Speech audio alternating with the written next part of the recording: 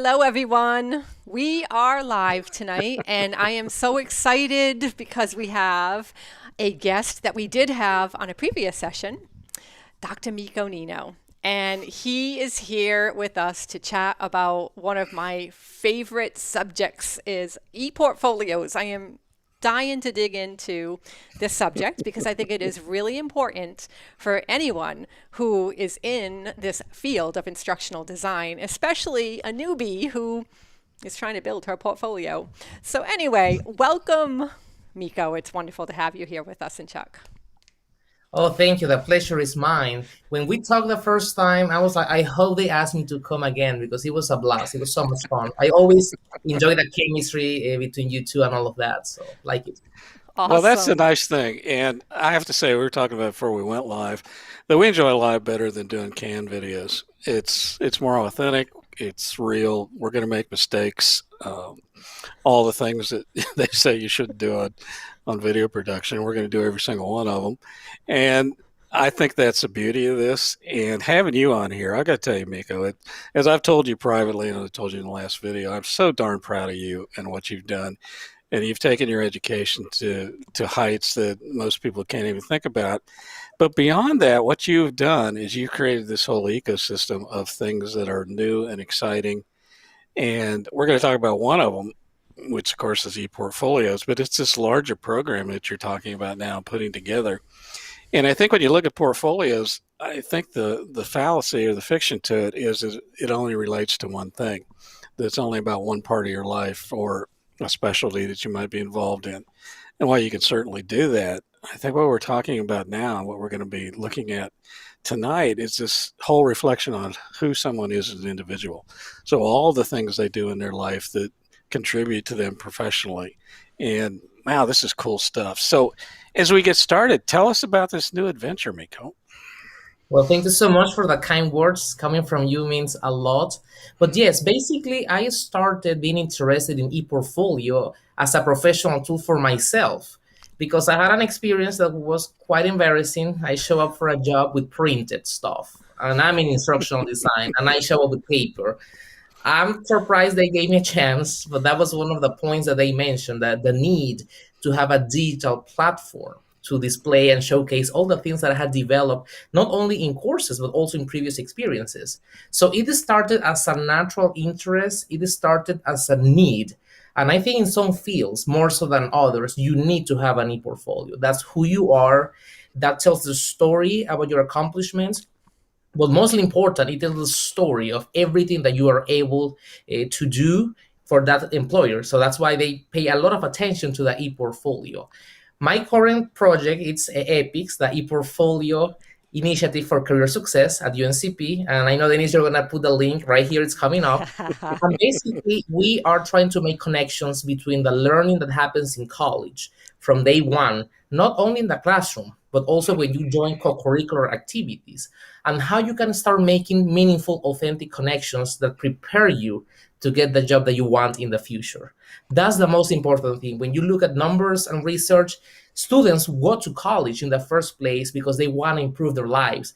They want to have a degree that will get them that job of their dreams.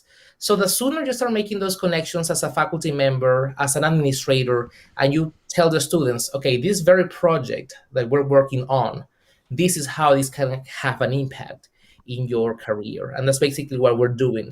We developed a framework that actually is going to guide the whole implementation. And it's called the 6A of ePortfolios. You can Google that in our website, you will see it. And basically, the idea with 6As is that you start with the acceptance value in ePortfolios. What is that for? What can that do that for me? You move to the assessment. How can faculty members formally assess in their classroom? Then you go for a process of appraisal. Basically, you reflect on everything that you have done and where you want to go, to then move to the adaptation part, in which you basically have to revamp your learning e-portfolio to be ready for the final step, which is the application. Once you apply with an e-portfolio, it's quite a process. And it comes with the interview, the cover letter, all the skills, the hashtags, everything that you have to take into account to get that job. And finally, everything is coming together with Alliance, because we really want to have sort of peer mentoring. Peer mentors are going to be students who went through that process first. Then they can help us meet with the freshman, for instance, or we can have strong alliances with the community, potential employers, because we really believe that ePortfolios needs to have that sense of community. Community is so important. Absolutely. Wow is right, Chuck? Well, it's just amazing because this ties directly into a couple of videos we did on interviewing your first ISD position and doing all the things. And while we said it's important that you have a portfolio of your work, I think a lot of hiring decisions are made on other factors. So once you get past this threshold of I can do the work, it's how do you fit in the environments you're going to be working with? How do you work with people? How do you show your commitment to your work and to your community and all the other things? And I always said I hire based on a whole person, not just one particular skill, even if that's what we're hiring for specifically. So I think in this approach to portfolios, and tell me if I'm wrong, this whole notion of you present a learner as a person. This is the different aspects of their life. This is what they enjoy or what they do well or how they give back or how they pay forward. On top of that, then you have this whole pile of professional stuff that I think will probably meet any litmus test for a hiring decision. And now let's go farther. Let's make this a really good choice for them to hire. Yes, I completely agree. And I think the most important thing is that it changes your mentality, because you stop saying, oh, I'm a great communicator, to actually provide evidence of recorded presentations or PowerPoint slides or a talk that you gave to a conference. You have specific things that can back up the claims that you make in an interview or in a cover letter. And that's what people want to see. Okay, you're making this claim, but what can you show me that endorses you, that gives you that validation that you're able to do the things that you say? Yeah. And I think there's a population, Denise, jump in here a sec. There's a whole population of folks out there that can't even put together a good resume. Mm-hmm. And I see this a lot in groups that I work with that are not academic groups, in the sense they're not going for a degree, but they are trying to learn their profession, whether it's the building trades or anywhere else. And they have never thought about documenting their work. They've never thought about having examples of their work or pictures of things that they've done professionally. And I just thrills me that you're doing this. And Denise, I'm sorry, jump in here. No, I was going to say very similar to what you were just saying, that it allows somebody to be able to organize their thoughts. Because I have to tell you, when I applied to the graduate program, the instructional design graduate program, I had to send a resume along with the application. And I have worked at the university for 14 years and honestly been happy there. And I haven't even considered updating my resume. And that came as a shocker for me, because I sat down and I was like, oh my gosh, what have I done all of these years? I've done so much and I didn't document a lot of it. So I had to really go back in my files, and I'm talking archived files and old old external hard drives, and like looking at everything I've done, looking at the YouTube channel to see what kind of videos, what did I do? And that was so much work and so overwhelming. And I had to do it pretty much immediately because it was a quick process, a quick turnaround. And this, what you're describing here, sounds like it's going to be something that it will incrementally help somebody organize their thoughts, organize what's happening in a very logistical, practical format, it sounds like. And wow, what a gift that is to students, to be able to have that option and that opportunity to be able to put together this wonderful, wonderful ePortfolio.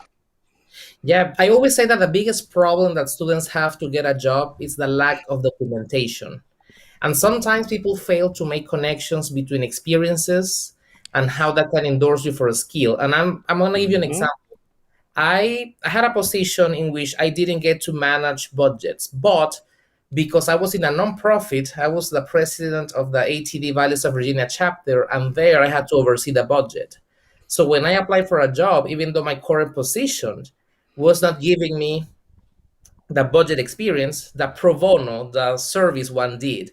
And that's what I'm trying always to tell the students. You have to start looking for opportunities, leadership opportunities, to stay involved in campus, because there are opportunities that are not going to happen in the classroom. co-curricular activities are very important. And sometimes with ePortfolio, we only think about documenting the classroom experiences. But what happens outside the classroom is sometimes even more impactful and powerful. Well, let's externalize this because I think this is important, not just for academics or students in a college environment. I think this is true of every adult. And one of the things I do when I look at groups that I work with and they've never documented anything, it's just not important to them. They don't see any use for it. And I always beg them to get a banker's box or do something and throw everything that they do into that box and then forget about it until they need it. And I've talked to students that I started this with 10 years ago and longer, and they are always marveling at the stuff that they pull out of that box that they need when they're trying to do something else. So even if it's not career related, you're talking about pro bono work, and all of us work in organizations to try to make our communities better, or the things we believe in or whatever. And sometimes those positions are a tad competitive and a lot of other things. But just this notion, if you want to be involved in something, you need to be able to document that you can do certain things if you want to get higher up in the organization, get on the board or serve as president of the board or a trustee or what have you. And I think the more that you can document it, and then you flip that around, you take all the experiences within those organizations like you've done, Miko, and you turn them into something larger, which is this product of who I am. This is the sum of the many things I've done. And the relationships weren't obvious to me when I was doing them. But now that I look back and in retrospect, I can say, wow, a lot of the stuff that I've done, and I can document that because now I have all this stuff. And I think this is just, I would recommend this for anybody that's a working adult. Is everybody going to be required to do this? I think that's where we're moving. It's currently happening. And that's a good point that you made, because people ask me all the time, okay, so what should I have in an e-portfolio? And I think I wanted to use sometimes in this presentation to talk about the specific artifacts that people want to have.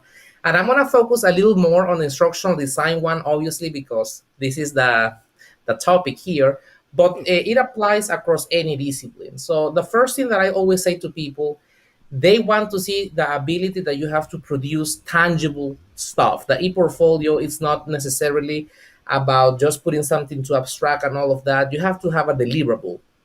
So things that they are looking for nowadays when they're trying to hire in our field especially, number one, your ability to solve instructional problems. People want to know that you are not only good putting together a training for the sake of putting one, or creating an online tutorial just because you believed that was going to be the solution. You have to spend some time looking for the problem, and a good instructional designer should come up with a solution to that problem. So a good analysis document of that, it's a must. You need to have an analysis document. People hate course design plans, but those are basically the backbone of good instructional design. And people want to see your ability to put together a plan that is very specific, measurable, but at the end, that we want to see how it was implemented as well. And that's really important because instructional designers are not a loop. Anyway, I mean, as a group in the loop, it's kind of the sensei of baseball sometimes, and they look for certain things that aren't obvious to people that aren't in the field. Simple things like write an objective. And you look at this, and I mean, it gets more complicated as you get farther into it. And as you document these things, it's just like in medicine or in any other field. You can tell when somebody knows what they're talking about by their language, by their vocabulary, by the things they present as important, and those pieces of documentation. So as you say, as if you had a design plan and you go through it and you have real objectives in it and you have real evaluation tasks and you know how to write a rationale and you know how to write prerequisites for learners and facilitators, as another designer looks at that, the more experience they have, they instantly look at that. This is an individual that really knows what they're doing. And in the absence of what you're talking about, Miko, there's no way that you're going to be able to just sit there and talk about it or Zoom and talk about it or whatever you do. And the other thing that we know, that when you get in the moment of an interview, you forget 99% of what you were going to say anyway. Yeah. So the more of this that you can document, and wow, I just love this stuff. Mm-hmm. Yeah. So the other thing that people want to look nowadays for is presentations. Mhm. Sounds very common sense, but people cannot sometimes put a decent slide deck in PowerPoint. Too much text or lack of images, the contrast of the color, and people make all the claims, oh, I use PowerPoint, but a good presentation, that's something that people want to see. So putting in your e-portfolio how you create a PowerPoint slide deck, that's wonderful. Recording yourself. People, when it comes to communication skills, employers want to be able to see how you are able to persuade, inform, or even entertain an audience. Public speaking is very hard, and many people claim that they have the ability. So the recording can endorse you and provide a case for you that you're actually having those skills. The same thing with blogging. People say, "Oh, I have excellent writing skills," but you don't have any evidence that that's the case. So I tell people, blogging, it can be about any topic that you want, because the Mhm. topic at the moment is not really that important. What people want to see is your ability to use words to send a powerful message or to attract audiences. And that happens when you do blogging, websites, when you create content digitally. Those things have to be in the e-portfolio as well. Oh, that's The most powerful. important thing is to reflect on those things. What makes an e-portfolio different from a website is the presence of a reflection.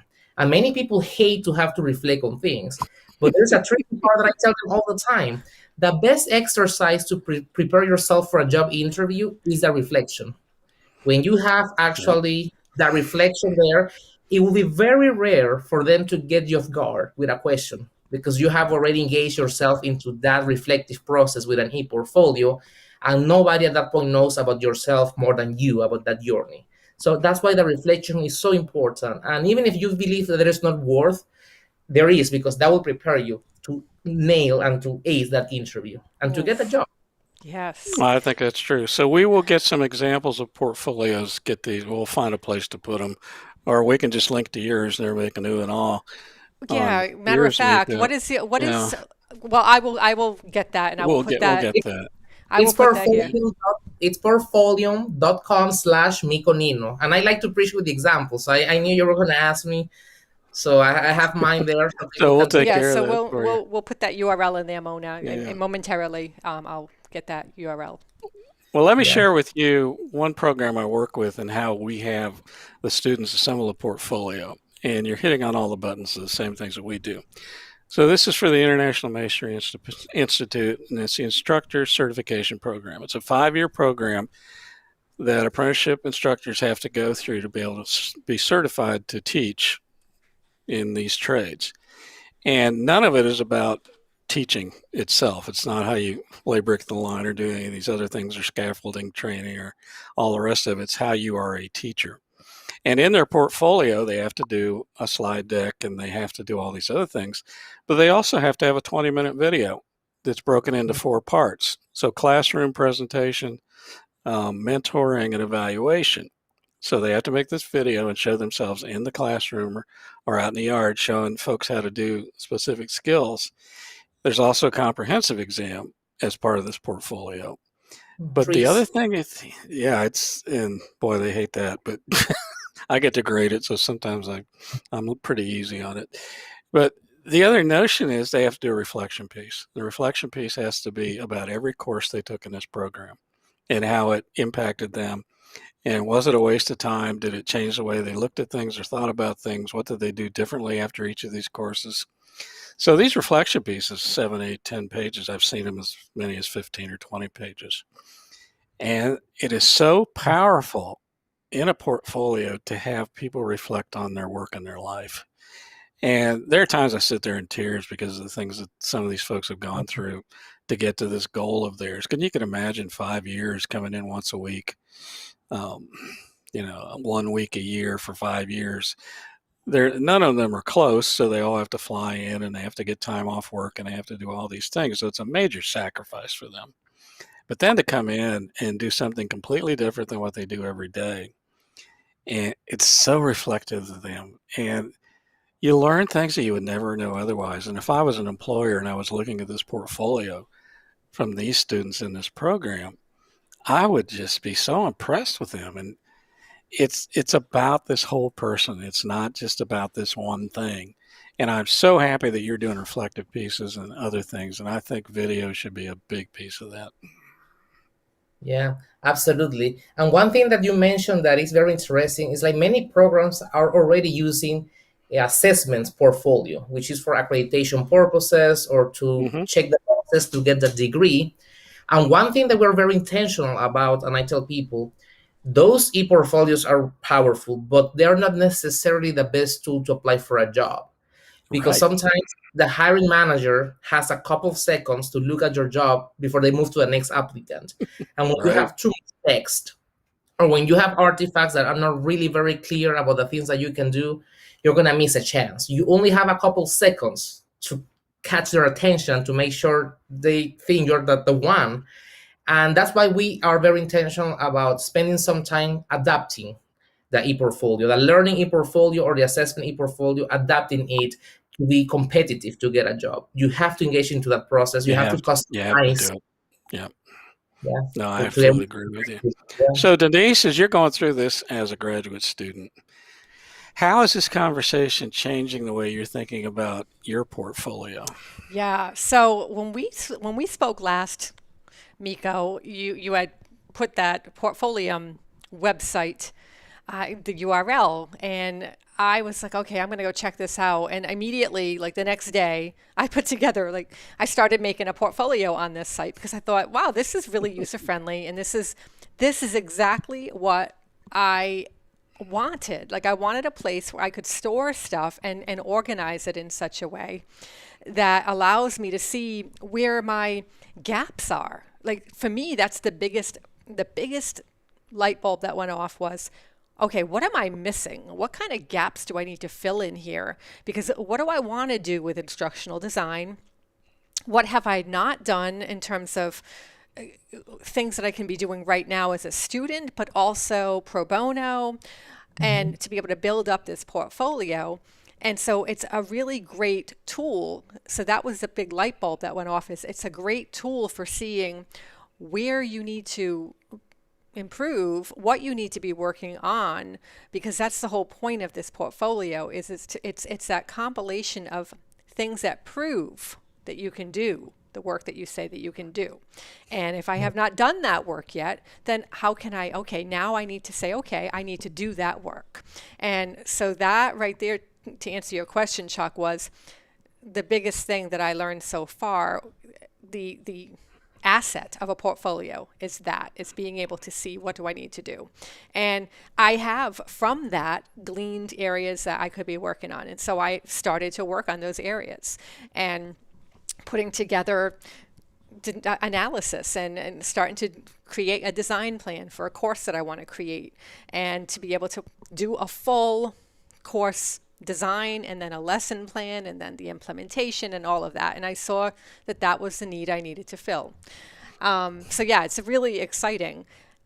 It really is. But one of the things that really surprised me, what you just said too, Miko, that I got excited about is when I put together my portfolio on Portfolium, I put it together with just instructional design stuff. So things I've done in my courses so far, things that I've done pro bono for organizations that I support. And then I thought, well, you know, I blog. I blog in 2 different places. I have 2 very robust blog sites that I write constantly on.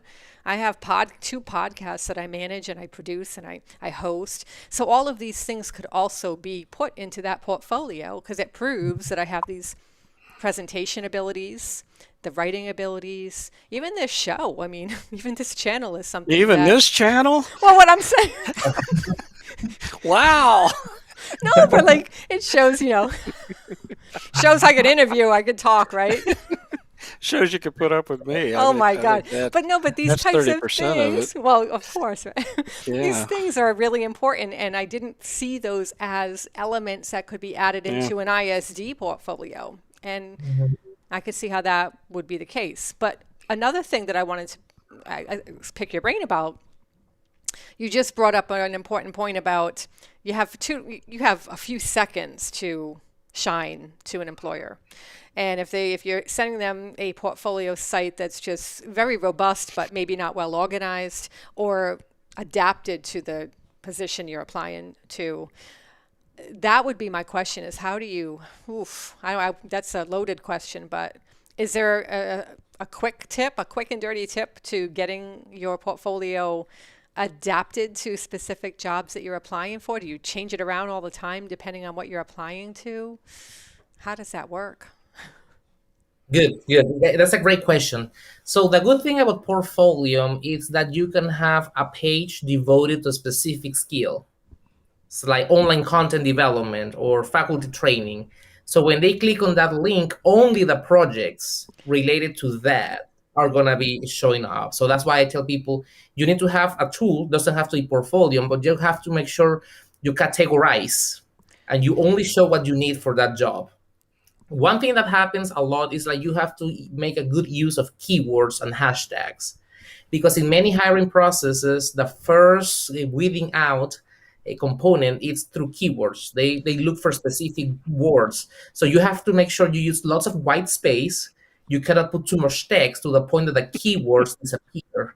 So for instance, when you have another ePortfolio, which is mikonino.com, and when you land into that page, I just have my name, and below my name, I have that 3 or 4 things that I want to be known for: e-learning, training, professional development, instead of just having a whole narrative. So you have to use lots of white space and keywords and hashtags to be able to bring yourself up to the top of the pile.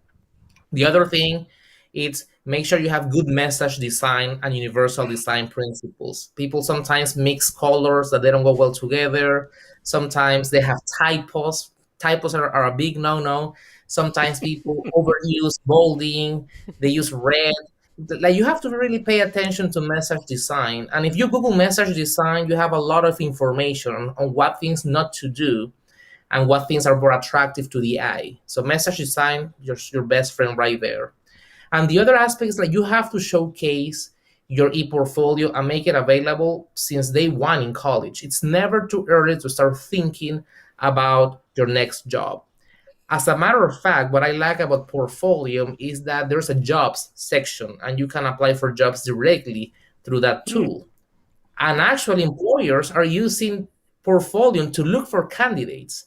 So you have to start having your ePortfolio ready, because you never know when you're going to be asked to join for, an interview for an internship or for a job, a summer gig. You never know when you're going to meet your next professional colleague. And sometimes they, hey, nice to meet you, all of these. Do you have anything that I can take a look at? And if you have an ePortfolio ready, you already have the story about you right there. Yeah, right. Oh, yeah. I think that's true. It's like being prepared when opportunity strikes. It's so that's been drilled into my head since day one. Being prepared when opportunity strikes. Yeah, So and link these in everywhere that you go. If you have a website, if you have a blog, if you're on LinkedIn, if you have anything, make sure that all these things talk to each other. And Cynthia, I agree with you. You should talk to the director about getting a course in portfolios. See if that can't happen, or make it a little bit more formal so that it meets your needs. But I think this goes back to, it's interesting that you brought it up about how much time people spend looking at these things if they're hiring. And this goes back to a lot of different things. And I don't know if my son Joe's on here. He's a multimedia designer. And one of the things that I think is obvious, but it's not really until you get into it, is that you got about 5 seconds to grab somebody when you're looking at social media. If you can get to 10 seconds or 15 seconds, they're certainly not going to go a minute. So if they're that far in and they're not happy with something, or it doesn't make sense to them, or it's a waste of their time, they're out of there. And this is why it was an issue with web pages. It loaded very slowly, or there was too much content. Or in social media, even in TikTok, if it's redundant, they're going to tune you out. And I think that's one thing that Denise and I think about for this channel is we need to get in there quick and make our point about what we're trying to deliver in each one of these videos, so that people can decide very quickly whether it's relevant to them or interesting to them. And Denise, you know more about this than I do, but there's a metric in YouTube. It's how long people stay with a video. That's right. That's the primary indicator of your channel is the watch time, not the views, but the watch time. You can have 1,000 views and people watch for 3 seconds, and YouTube doesn't like that. YouTube likes it when you have 3 people that watch for for at least half of the video.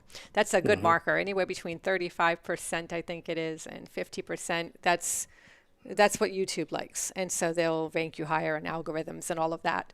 And, that's one of the reasons why, if you look at our channel, the descriptions, I put timestamps in so that these long videos, because we do long form, we don't do short videos. We do long form educational videos. And sometimes people just want to get to a certain point. If they know we're talking about e-portfolios, they want to go through the timestamps and see, okay, what are the tips? Okay, what does it need to look like? Okay, what is the platform?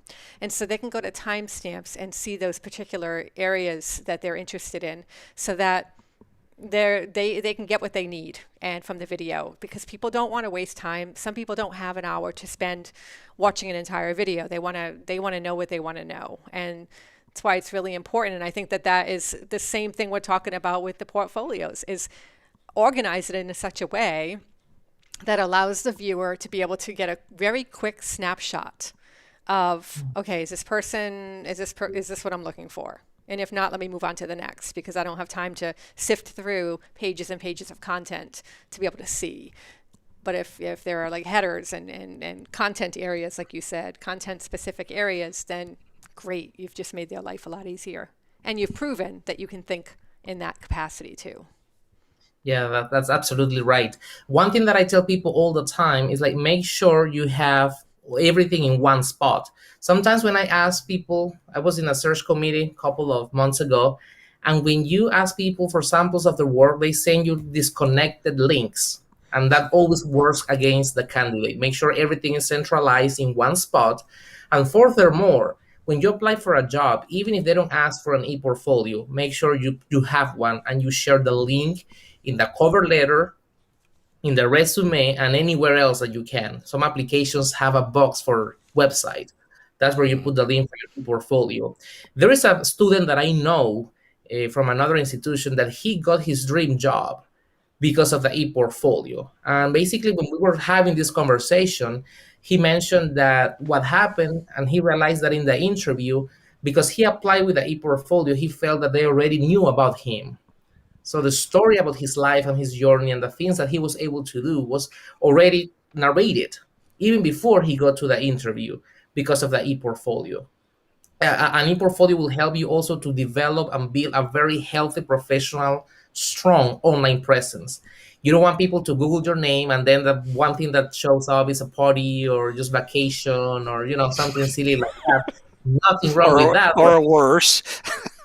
Or worse, yeah. I'm not going to even get I into can remember that. Googling some of the applicants that I had for different jobs, and the things I found. Yes. Oh my God. Yeah. Yes, it's part of standard we- practice. We've all been there. So now I think most people are social media wise and Google wise, and Google is all knowing and all remembering and all seeing, and so don't be stupid. Well, I can tell you, if you Googled my name, you would find a headline from Baltimore, the WBAL TV meteorologist, fireball spotted over Elkridge. This was back in 2008. And that was you. That was back in 2008, and that thing still shows up on page 1 of Google with my name because I reported it. I'm like, what is this thing that I just saw? A fireball over Elkridge, and that's what it was. Well, I walked into a Just to show you. class 2 years ago, and it was people that I've known forever, which was a lot of fun. So I walk in because I went out and got coffee, because if you know me, I'm always going out and getting coffee and bringing it back in. And they had Googled and found something, which was me when I was 17. And here it is up on the screen, and they're all giggling and having a good time. And of course, I was laughing harder than anybody because, me at 17 was not something you want to spend a lot of time with. So this whole notion of, okay, first of all, you've got to get people to get rid of that stuff. There's some of the stuff I can't get rid of, but it's out there anyway. Do not Google me, any of you, or I'll find you. And the notion of this, the other point of what you're making, Mika, which I think is so important, is not only is it about the material in there, but it's a reflection on how you coordinate materials, how you manage your process, how you put together something. And if it's disorganized, then there's no reason for me to believe that you're going to be organized on the job site or when I ask you to work on a project. But if you've got a meticulously designed portfolio and you're very clear about how to get to it, and you've set me up for what I'm looking at, then I know if I hire you, I'm going to get that same attention to detail, and I'm going to get that same process orientation.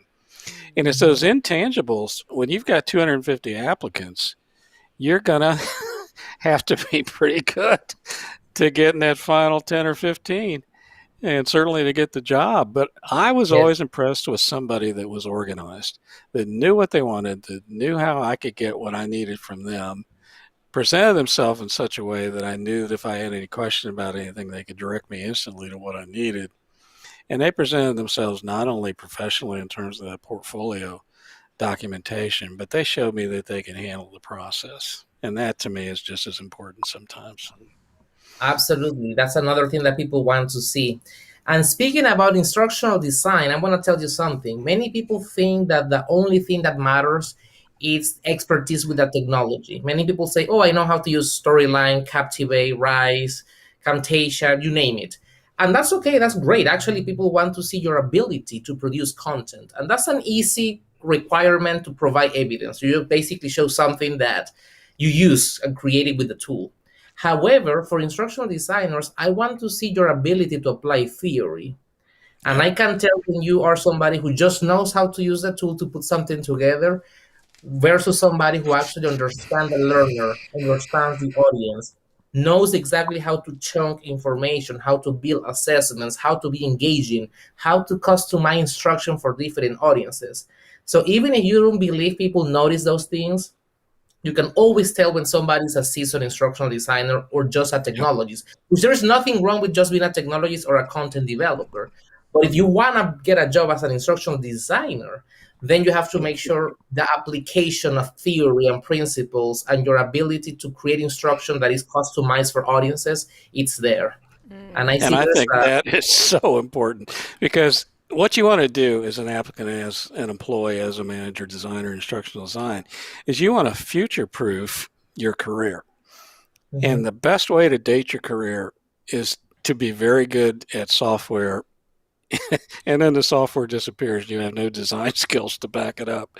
And we used to see this. If you look in my text, you look in the first couple of chapters, talk about the generations of learning. And as we've gone through to social media, which essentially is the 8th generation, what has changed is that you have to focus on the process of learning and keep yourself arm's length from whatever technology or whatever delivery system it is that you're going to be integrating into your design. Because I will guarantee you that anything we talk about tonight, 6 months from now, is going to be replaced with something else. And we saw this in multimedia all the time. Everybody could not wait to get a course on a CD-ROM. And this was the rush. And no matter what, they were going to pay top dollar for people that could produce CD-ROMs, and it mattered not what was on them particularly. And it certainly didn't matter it was designed well instructionally. So what you had a lot out there was these really flashy videos that were absolutely and completely useless.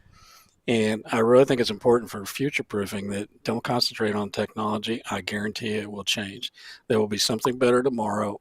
And if you focus on that, and if you make that the center of what you present as yourself, then your career is going to be limited to that particular technology until you learn something new, and you've missed the point. That is really great advice.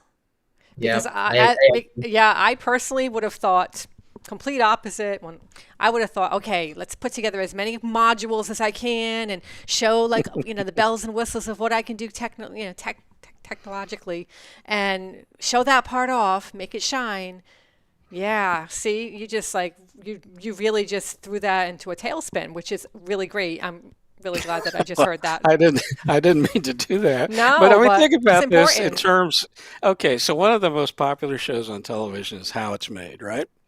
And this is the show everybody's watched. It's how you make these really incredibly complicated things or really simple things. But this is a step-by-step process of how you start it to how you get to the end of it. So how do you build a car? How do you make a window? How do you do anything? And they've done 500 million of these how it's made. But now let's migrate this over to instructional design. So if you're going to do how it's made to a successful instructional design course, what are the things that you would show in this representation of how it's made? And what you're going to concentrate on is analysis and design and writing things and finding the best fit between technology and learner, or methods and learner, and how you're going to evaluate so that you can really look at mastery. And you never really see the end product until the last 30 seconds of this, how it's made. So I hope I didn't blow up your balloon, Denise. No, I mean, I'm still really very believe early. this. I'm still very early in my journey. So I'm really happy I'm learning this right now, that the whole analysis, design, instructional strategies, the evaluation, all of that stuff is paramount. And the technology part is maybe in the portfolio aspect, maybe secondary to that. Very small. Okay. Good to Yeah, know. because think about it. 6 months from now, you've put it in Articulator, you've put it in whatever software you put it in. So if that organization isn't using that, Yep. Absolutely. Okay. or if they can't afford that, or whatever. And what I would always look at, Miko, you jump in here too, because I'm talking too much. But I would say to anybody is concentrate on process. Show how you got to that product. Don't just show the product. Because you can hire a lot of people that are really good at software. They can put together something that's really flashy. But that doesn't tell me, as you said, Miko, that this is a good instructional designer. Absolutely. I think when you document a process, and that's why the reflection helps you, I can understand how you face challenges, how you find a plan B whenever you're creating instruction because it didn't work out, how you grew over time. So that reflection will help you to document that process. One thing that people want to see nowadays also in these instructional design positions, especially when you want to become a manager or a director or vice president, is your ability for project management. Yep. And not necessarily just a table or, oh, I did this project. They want to see how you were able to break down a very big, complex project into smaller pieces, and you assign objectives, deadlines, you build a timeline, you allocate Put a it Gantt chart in there. Always put a Gantt chart in, right? Yeah. So they want to see Gantt charts, they want to see tables, they want to see project management. Yeah. That's a very important skill for instructional designers. We're giving projects that are so complex in nature that if you're not well organized and you don't have the ability to manage a project, you will never get it done because they're very complex. So I'm always looking for that project management when I'm hiring or when I'm giving coaching to somebody new to the field, especially. Yeah. Project management. We have a comment from Mona that I wanted to make sure I brought to your attention. Yeah. You're under the pressure here. Yes, Miko. Nino, I stumbled across your course redesign in Canvas under training and teaching on your webpage. When will you offer it again? I like that entire list of training and teaching topics. Oh my, that one, imagine with COVID-19, that was a lot. I think. Was that when you were my student?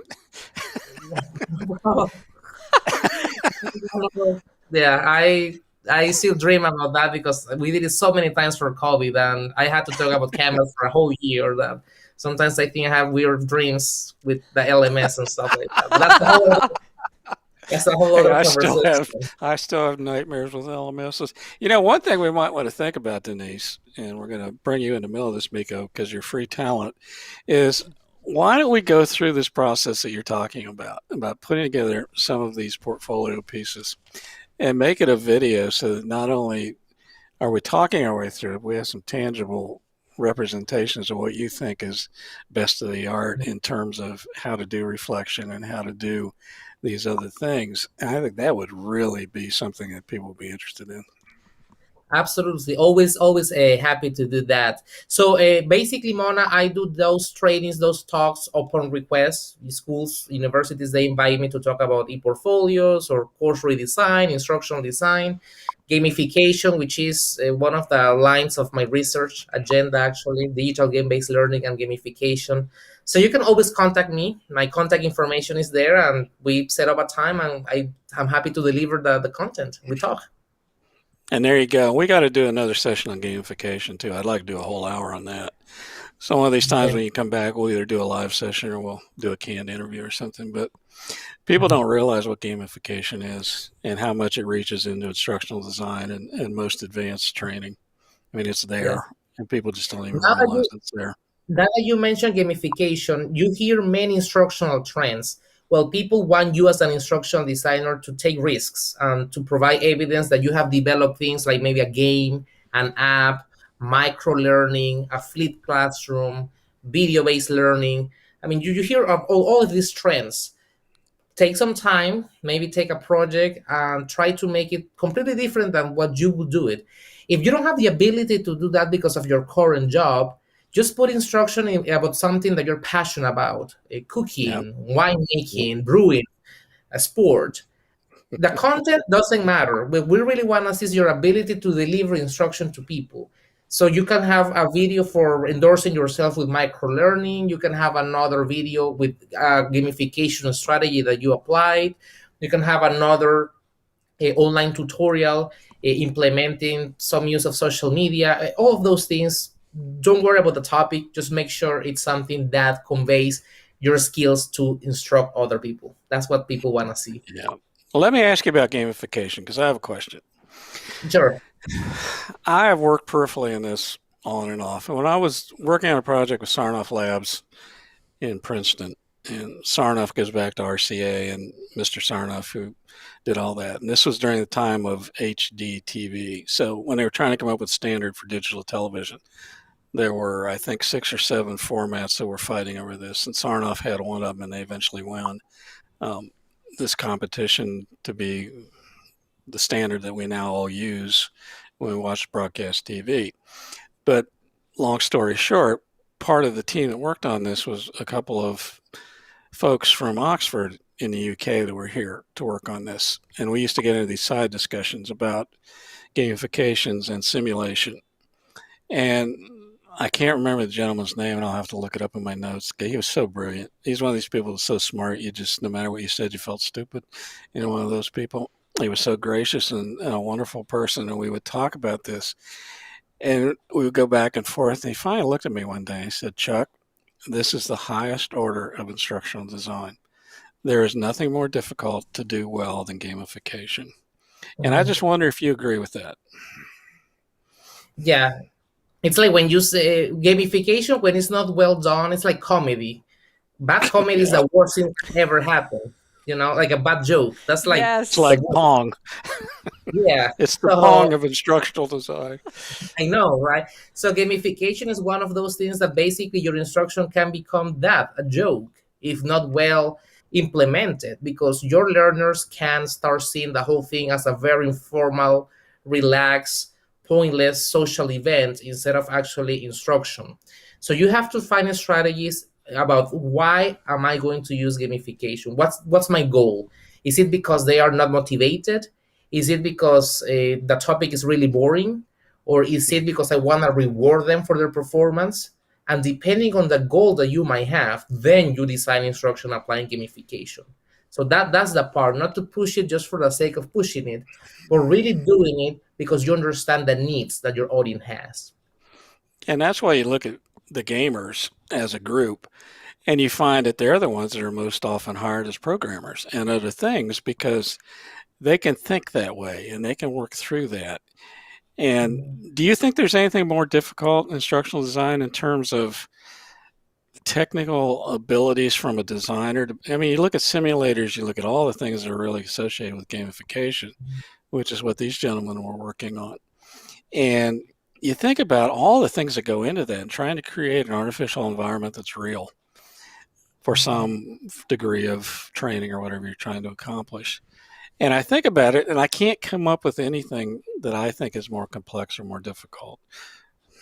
I agree 100% to the point that what I suggest for instructional designers and for teams, let's say a manager who wants to develop something like this, make sure you put together a team. And then for like augmented reality or digital game-based learning or virtual reality, all of those things are so complex that you cannot just pretend that one instructional designer is going to make it. So what I say is like put together a team of the instructional designer, who is the person designing the instruction and in a way managing the project. Then you have a good programmer, who is the person responsible for the game. Then make sure you have somebody who is into the visuals, the graphic designs, all of those things. And then you have to make sure you have somebody who is good with the implementation. So as you can see, for one game, for one environment like that, you need an ecosystem, and all those pieces they have to work together. And I say this because sometimes instructional designers don't do things because they assume they have to do it all themselves, or that they have to learn to program and things like that. And I don't believe that's necessarily the job of the instructional No. designer. In fact, I don't want them to do that. I want them to be Exactly. instructional designers. And what Sharon's saying is exactly right. Sharon, I'm going to buy you the beverage of your choice because this is so important. People don't understand what instructional designers do. And we're the glue in this whole mess that we call instructional design. And subject matter experts, any of the 5 varieties as I define or anybody defines them. And this whole notion of, okay, you can be really good at programming, you can be really good at video, or you can be really good at doing this or that. And without the glue in the middle, which is instructional design, all you end up with is these, I call them unguided missiles. I'm sure there's another name for it that's better than that. But you've got perfect works of art that go nowhere. And Sharon, I absolutely agree with you. I mean, it's I have a word for that. There's but it's there are kids connected probably, so I'm not gonna say so let me ask this. We got people out there that are chiming in, which I love. So why don't you put in the chat what you'd like to see for a video coming up? So either a live session or something that we can and put out as an interview or something else. So if you're watching this and you're live with us, chat up topics that you'd like to see us cover around what we're talking about tonight, or anything for that matter. And if you're watching this post-production, put in the comments the things that you would like to see us cover. So I've heard portfolios, how to put this together, and I think different examples of that. And Miko, if you will be so kind to join us for that. But what are other things that people would like to see? Because we really enjoy doing these live sessions, and it gives us an opportunity to talk, and we get great people like Miko who comes on here and makes Denise and I look smart. So that's always a good thing. It's always a pleasure joining you. So you have just to ask me, and I'll be happy to share with the community. My pleasure. Well, we are very, very, very grateful for that. I'm very grateful for that. I've learned so much. Both times that I've spoken with you in this format, I've learned so much. I really have, and I'm truly, truly grateful. So Mona is saying game-based teaching. I completely agree, because there you go. Gamification Yep. It's a whole new world, and as far as I'm concerned, I'm not a gamer, and so when I hear gamification, I get like a deer in headlights. That's where you go, right? Yeah, I'm you like, go to I don't know, Xbox. is that really what I'm No. See, and that's the beauty of it, is that it's so complex that a lot of the things that you've taken as courses had gamification and you didn't even realize it because of the way you wire it up. And Mona, you got it. We're going to come up with some way to do that. Course redesign, taking awful courses and make them work. Is that what you're thinking? Maybe you can give us another chat. So we got 2. Okay, so we can help others. Yeah. Okay, understanding the many Absolutely. ways. Yep. And then we have another one here, career and personal growth options. Okay, so looks like we got, well, Miko, you're just going to have to spend the rest of the year with us. Maybe you want to move down here at my place in West Virginia, and we'll get your room, and you and I can be, well, we got that social thing. Nice too. Yeah, come on down. We'll do it. So we're actually going to do these in person if this thing ever blows through, and we can, meet CDC standards every time you use gamification. Yeah, absolutely. Okay. I agree with you, Sharon. So so for the audience, there's a difference between digital game-based learning and gamification. So I always clarify, because sometimes people get confused. So digital game-based learning is when you implement an actual game with learning objectives in a course. Gamification is when you borrow elements of games, but you're not necessarily playing a game. So let's say that you put a reward system, or you have a mini contest, or you use negative feedback. Those things, elements of games. And that's why gamification is easier to implement than digital game-based learning. Okay, You that just cleared some things up. Yeah. Yeah. And negative reinforcement, we could do a whole show on that too. Oh, that's Yeah. my favorite. That's my Oh, favorite. Chuck has a funny that, Taking video. away, yeah, taking I away like that something like video. If you like Saturday Night Live, get on there and they just put one up about Peloton. So, all of us Pelotoners are so into ourselves, and we've got 4 million rides, and, we got a new record and all this other stuff. So they did this negative reinforcement on Peloton, which they call Peloton. And I think it's the funniest thing going as somebody who rides Peloton every day. Every time I think about it, I just burst out laughing. But negative reinforcement is a real thing. And sometimes in course design, especially if it's not done well, it's there and people don't even realize it. It's yeah. like challenging learners when they don't need to be challenged and making them feel stupid before they even start a course, which is what a lot of pre-tests do, is really negative reinforcement. So I don't know. You in on that? You want to do one of those, Miko? Are you into that? Let's talk. Absolutely. I'm always happy to help. Yeah. I think we need to put you in a rotation.